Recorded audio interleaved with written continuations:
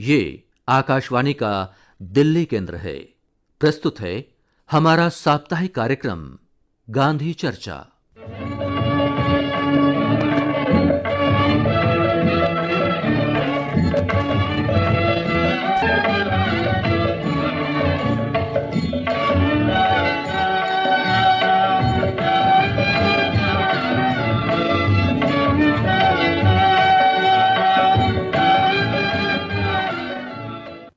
श्रोताओं नमस्कार।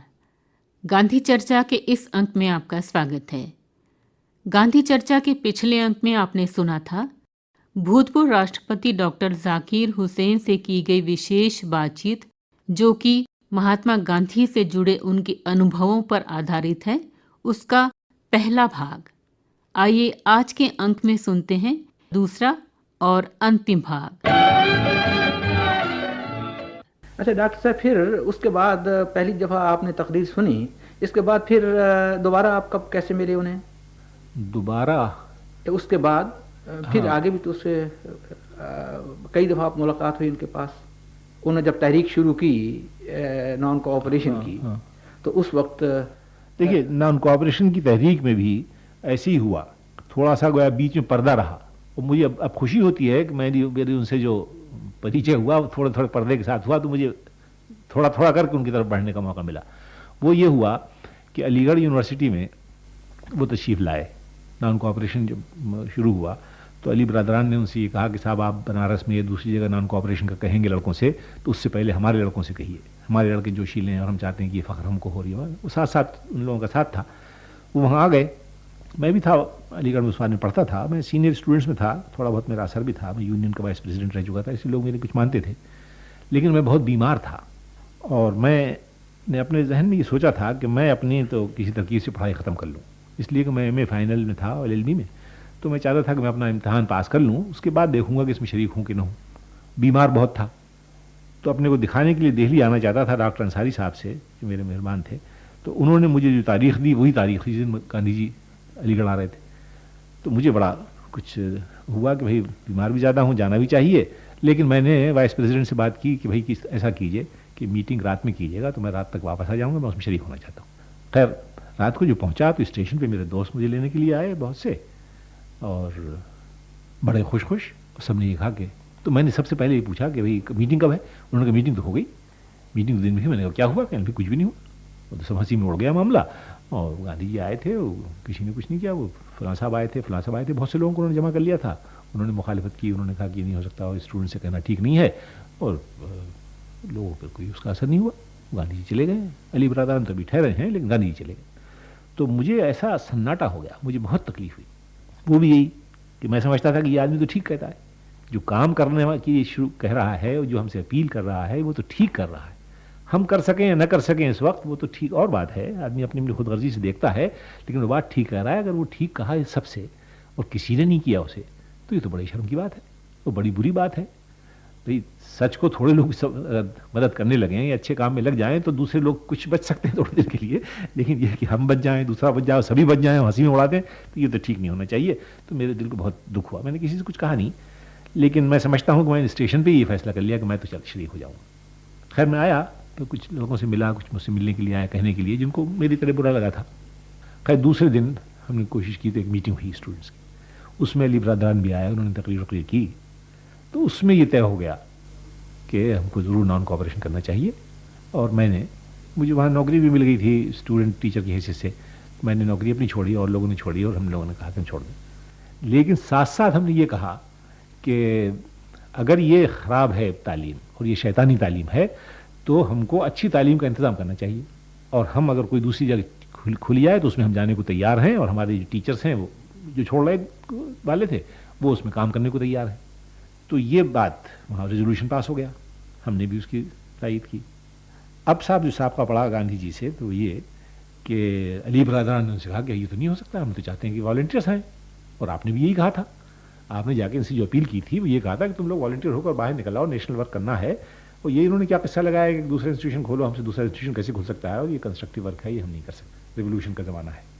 तो हम अली हकीम अजमल खां के पास गए, वो उन्होंने गांधी जी से हमें मिलाया। तो वो मेरी वो दूसरी मुलाकात उनसे। तो हमने कहा साहब ये बात है और हम समझते हैं कि लड़के ठीक कहते हैं। तो गांधी जी ने कहा हाँ कहते तो ठीक। थोड़ा सा सोचा और अली बरादरान ने उससे भी मौजूद थे, उन्होंने कहा कि नहीं साहब ये बिल्कुल गलत है और ये तो हमसे नहीं हो सकता, ये ज़माना दूसरे किस्म का है। तो गांधी जी ने कहा ये लड़के कहते तो ठीक हैं। जब वो ये कहते हैं कि हम पढ़ने को तैयार हैं और हम उसमें काम करने को भी तैयार हैं और हम उस्ताद भी ले आएंगे और हम एक दूसरे को पढ़ा लेंगे, लेकिन हमें एक अच्छी जगह दीजिए और अपने कुछ एक दो अच्छे आदमी उसमें लगाइए, तो तुम मोहम्मद अली तुम क्यों नहीं जाते उसमें और दूसरे लोग क्यों नहीं जाते, तुमको बनाना चाहिए। ये मेरा उनसे दूसरा हुआ। तो मेरे लिए तो ये एक तरह से ज़िंदगी की नई डायरेक्शन हुई, इसलिए कि फिर जामिया मिल्लिया में लग गया तो वह उन्हीं के कहने से लग गया, वरना अगर उस वक्त ख़त्म कर देते उसको तो जामिया मिल्लिया बनती नहीं, हम मालूम नहीं क्या करते और क्या ना करते। तो इस तरह से जामिया मिल्लिया का जन्म हुआ। तो जामिया मिल्लिया के चलाने में भी उनका काफ़ी हिस्सा था, तो वो कैसा तजर्बा आपका अरे रहा? जामिया मिल्लिया के चलाने में देखिए वो तो ऐसा आदमी थे कि जब काम किसी को सपोर्ट कर देते थे तो ऐसा मालूम होता था कि उसी का काम है, लेकिन उस काम करने वाले को ये यकीन रहता था कि अगर कभी मुश्किल पड़ेगी तो मैं जा सकता हूँ उनके पास और उनसे कह सकता हूँ कि ये मुश्किल है, सलाह दे देंगे, कुछ मदद करनी होगी मदद कर देंगे, लेकिन वो बीच में दखल नहीं देते थे। उनको यही भरोसा था, हम लड़के थे बिल्कुल अपनी, इसलिए नहीं कि वो मदद देना चाहते थे, बल्कि उनको ये ख्याल था कि हम ठीक पर हैं, तो ठीक की क़ुव्वत को वो ऐसा मानते थे कि वो समझते थे कि ये लोग मुकाबले में नहीं आ सकेंगे। कह दिया है अगर हम फिसल जाएं, हम ही बिगड़ जाएं तो हो जाएगा, लेकिन हम अगर अड़ें, तो उनका ख्याल ये था हमेशा कि सच्चाई के ऊपर अगर कोई अड़ता है तो दूसरा फिर आसानी से कामयाब नहीं हो सकता। मुश्किल ये होती है कि अड़ता नहीं है। सच्चाई को जब लोग फिसलाना चाहते हैं वो फिसल जाए तो मामला वो मार्का ख़त्म हो जाता है, लेकिन अगर कोई अड़े तो उसकी जीत भी होती है। तो वो उन्होंने सिर्फ हमको गया अड़ने की तालीम दी थी, नहीं तुम अड़ जाओ और फिर कोई कुछ नहीं कर सकेगा। चाचे हम अड़ गए और उन लोगों ने कुछ नहीं किया, हम अपना काम करते रहे, हमने फिर बाद में उस काम को बढ़ाया, वो काम अच्छा खासा चला। अच्छा डॉक्टर साहब, बापू जी की ज़िंदगी में सबसे बड़ा जो एक प्रयोग उन्होंने किया, एक्सपेरिमेंट किया, वो नई तालीम का माना जाता है, और आप तो शुरू से ही इसमें उनके साथ शामिल थे। तो बताइए कि किस तरह से वो शुरू हुआ और आपके ऊपर उनके ख़यालात का क्या असर पड़ा, क्योंकि आप तालीम तो आपका ख़ास विषय रहा है हमेशा। जी जी, हुआ ये कि मैं, जैसे मैंने अभी कहा आपसे कि मैं तो तालीम में आया भी गांधी जी की वजह से, यानी जामिया मिल्लिया में गांधी जी की वजह से आया। जामिया मिल्लिया का ख्याल उन्होंने जब माना तभी जामिया मिल्लिया बनी, वरना अली बरादर कहते कि न बनाओ। जामिया मिल्लिया में आया, उसके बाद वहीं काम करता रहा, उसके बाद जब मुश्किलें पैदा हुई तो उसमें गांधी जी ने मदद की। तो मैं तो तालीम में असल में उनकी वजह से रहा, लेकिन असल जो आपने सवाल किया वो है उसका बुनियादी तालीम वाला। जब गांधी जी को ये ख्याल हुआ कि अब तो हुकूमत हमारे हाथ में आने वाली है हिंदुस्तानियों के, तो उनको ख्याल ये हुआ कि सबसे पहला काम और सबसे बड़ा काम और सबसे जो मुश्किल काम है वो तालीम का है, उसको अच्छी तरह से करना चाहिए।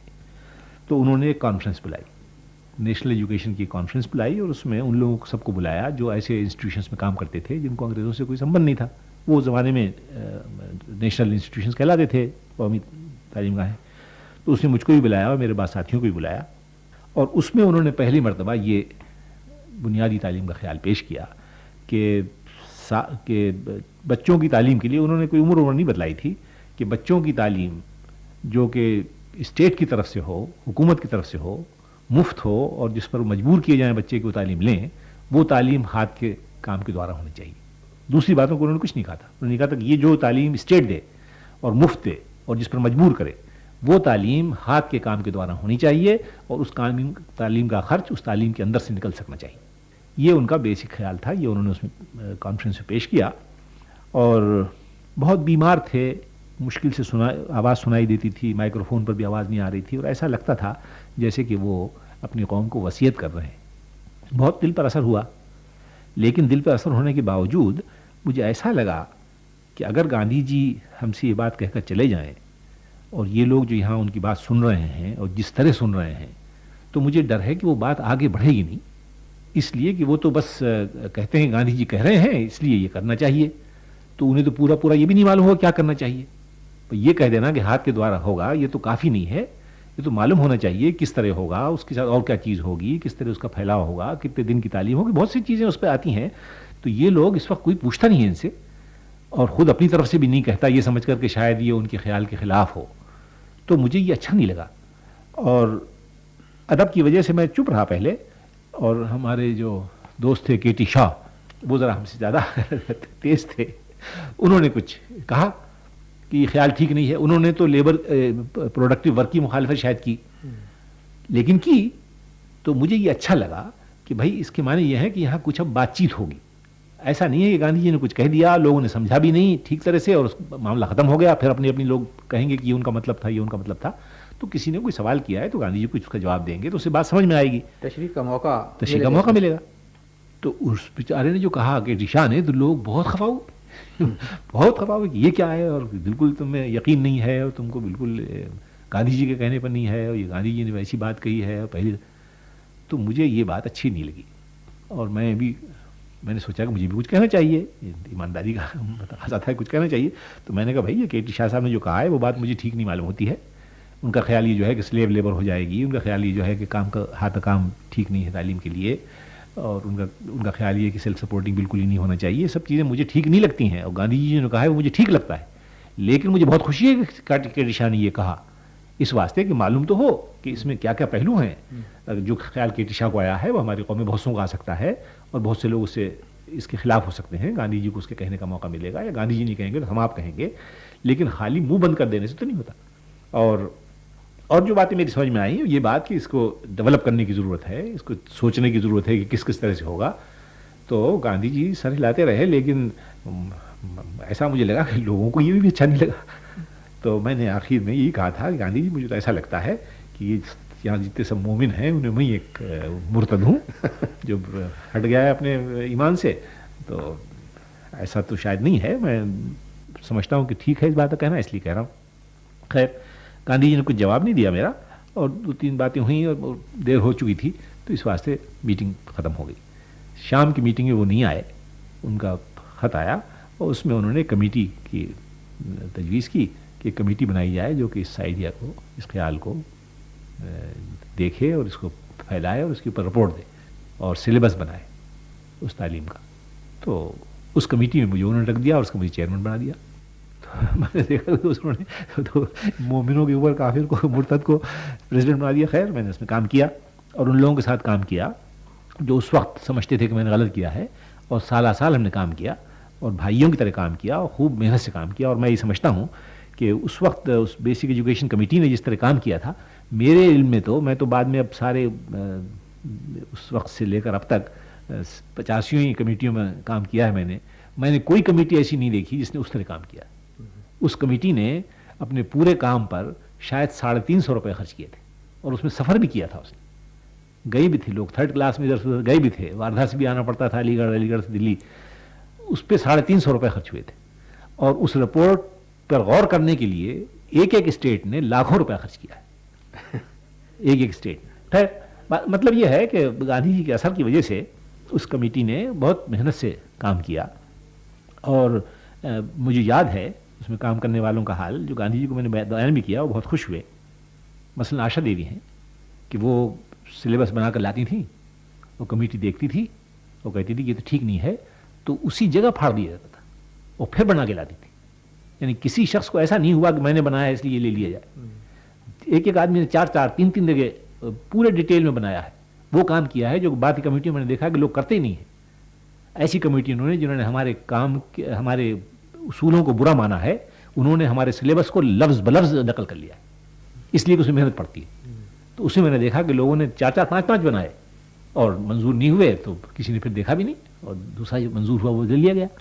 तो इस तरह काम कम कमेटी ने किया है, और वो सिर्फ गांधी जी के का फैस था। अभी आप महात्मा गांधी पर केंद्रित भूतपूर्व राष्ट्रपति डॉक्टर जाकिर हुसैन से की गई विशेष बातचीत का दूसरा और अंतिम भाग सुन रहे थे। यह रिकॉर्डिंग हमें आकाशवाणी के संग्रहालय से प्राप्त हुई। इसके साथ ही गांधी चर्चा कार्यक्रम यहीं संपन्न होता है। प्रस्तुति जसबीर कौर सेखों की। नमस्कार।